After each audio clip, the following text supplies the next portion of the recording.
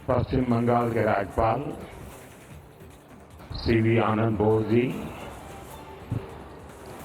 मंत्रिमंडल के मेरे सहयोगी शांतनु ठाकुर जी, बंगाल विधानसभा में नेता विपक्ष शिवेंदु अधिकारी जी, संसद में मेरे साथी जगन्नाथ सरकार जी,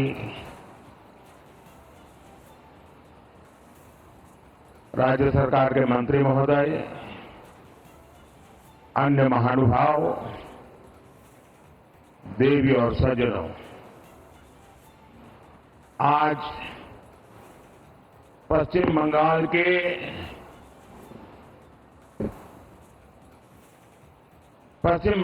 को विकसित राज्य बनाने की दिशा में हम एक और कदम उठा रहे हैं। अभी कल ही मैं आरामबाग में बंगाल की सेवा के लिए उपस्थित था। वहां से मैंने करीब 7,000 करोड़ रुपए, 7,000 करोड़ रुपीस इसकी विकास परियोजनाओं का लोकार्पण और शिलान्यास किया।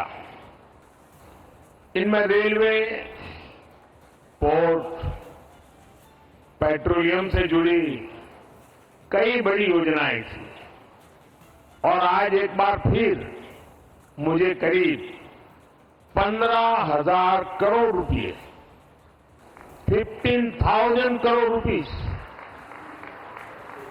उसके विकास कार्यों के लोकार्पण और शिलान्यास का सौभाग्य मिला है। बिजली, सड़क, रेल की बेहतर सुविधाएं बंगाल के मेरे भाई बहनों के जीवन को भी आसान बनाएगी। इन विकास कार्यों से पश्चिम बंगाल के आर्थिक विकास को गति मिलेगी। इनसे युवाओं के लिए रोजगार के नए अवसर भी पैदा होंगे। मैं आप सभी को इस अवसर पर बधाई देता हूं, शुभकामनाएं देता हूं। साथियों, आधुनिक दौर में विकास की गाड़ी को रफ्तार देने के लिए बिजली बहुत बड़ी जरूरत होती है। किसी भी राज्य की इंडस्ट्री हो, आधुनिक रेल सुविधाएं हो या आधुनिक टेक्नोलॉजी से जुड़ी हमारी रोजमर्रा की जिंदगी हो, बिजली की किल्लत में कोई भी राज्य, कोई भी देश विकास नहीं कर सकता। इसलिए हमारा प्रयास है कि पश्चिम बंगाल अपनी वर्तमान और भविष्य की बिजली जरूरतों को लेकर आत्मनिर्भर बने। आज दामोदर घाटी निगम के तहत Raghunathpur thermal power station phase 2 परियोजना का शिलान्यास इसी दिशा में एक बड़ा कदम है। इस परियोजना से राज्य में 11,000 करोड़ रुपए से ज्यादा का निवेश आएगा। इससे राज्य की ऊर्जा जरूरतें भी तो पूरी होगी ही, आसपास के क्षेत्रों में आर्थिक विकास को भी गति मिलेगी। आज इस थर्मल प्लांट के शिलान्यास के साथ ही मैंने मेजिया थर्मल पावर स्टेशन के एफजीडी सिस्टम का उद्घाटन किया है। ये एफजीडी सिस्टम पर्यावरण को लेकर भारत की गंभीरता का प्रतीक है। इससे इस इलाके में प्रदूषण को कम करने में बहुत बड़ी मदद मिलेगी। साथियों, पश्चिम बंगाल हमारे देश के लिए, देश के कई राज्यों के लिए पूर्वी द्वार का काम करता है। पूरब में इस द्वार से प्रगति की अपार संभावनाओं का प्रवेश हो सकता है।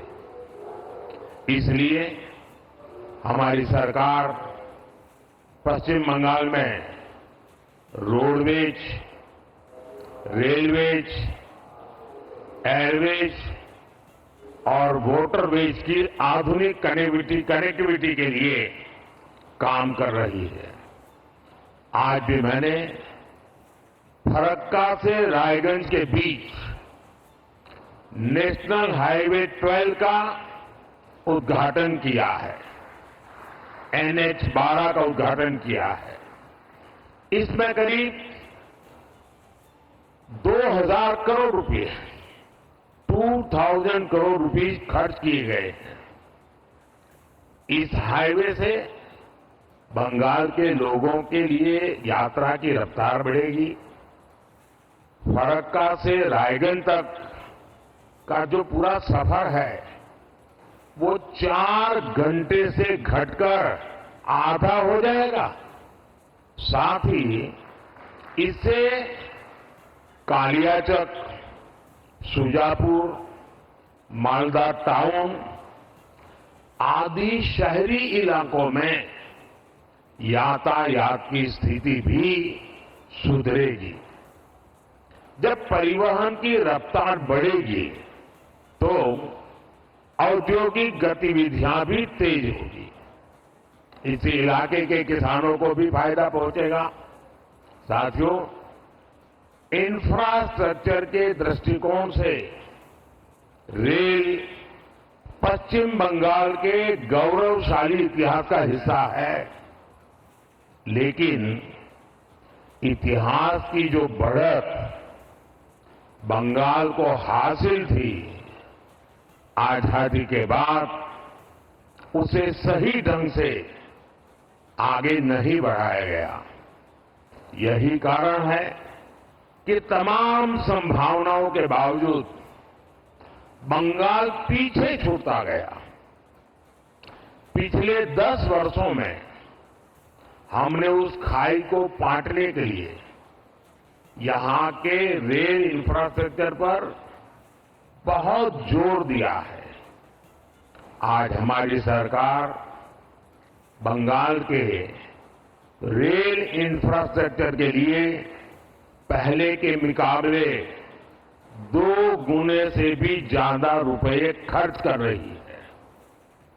आज भी मैं यहां एक साथ भारत सरकार की 4 रेल परियोजनाओं को बंगाल को समर्पित कर रहा हूं।